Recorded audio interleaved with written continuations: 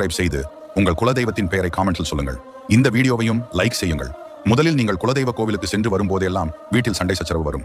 இரண்டாவதாக குலதெய்வ கோவிலுக்கு செல்ல முடியாதவாறு அதிக தடைகள் வரும். அங்கு சென்றாலும் பூஜை செய்ய முடியாத அளவு தடைகளை ஏற்படுத்தும். நீங்கள் நினைப்பது ஒன்று, நடப்பது வேறாக இருக்கும்.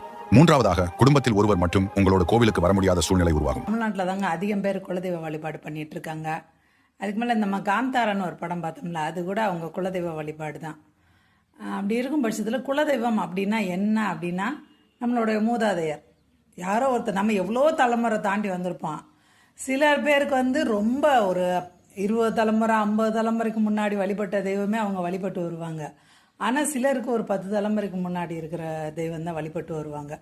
இது காரணம் என்னென்னா, இடம்பெயராமல் ஒரே இடத்துல இருந்தாங்கன்னா அவங்களுக்கு குலதெய்வம் பர்மனெண்ட்டாக ஒரு இடமா இருக்கும். ஒருவேளை அவங்க வேலைக்காக எங்கேயோ இடம் மாறிட்டே இருக்கும்போது அவங்களால குலதெய்வம் கும்பிட வர முடியாமல் போயிடும். அப்படியே அவங்க பிள்ளைங்களுக்கும் அவங்க பழக்கப்படுத்தாமல் ஒரு 2-3 தலைமுறை அந்த சாமியை கும்பிட முடியாமல் போகும்போது குலதெய்வம் மறந்து போயிடும்.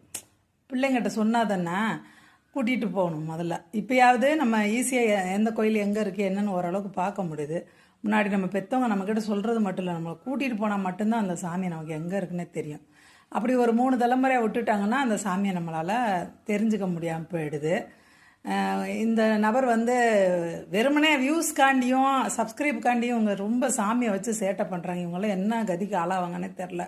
கடவுளை வச்சுட்டு ஒரு வியாபாரம் பண்ணிகிட்ருக்காங்க. நான் சொல்கிறேன், குலதெய்வம் நம்ம போகவே இல்லைன்னு வச்சுக்கோங்களேன், கோயிலுக்கே போகலைன்னா என்ன ஆகும் அப்படின்னா ஒன்றுமே ஆகாது.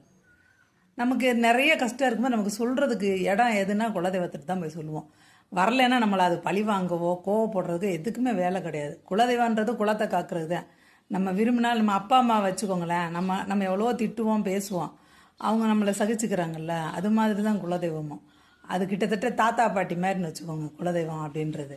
அப்படி இருக்கும் பட்சத்தில் குலதெய்வங்கள் நம்மளை காப்பாற்றுறதுக்காக தான் இருக்கே தவிர நம்ம மேலே கோவப்படுறதுக்கோ நமக்கு தண்டனை கொடுக்கறதுக்கோ கிடையாது. இந்த நபர்கள் பொய்யை சொல்லிக்கிட்டு இருக்காங்க. இந்த மாதிரியான நபர்களுக்கு அடிக்ட் ஆகாதீங்க. அதை தான் நான் சொல்ல வந்தேன்.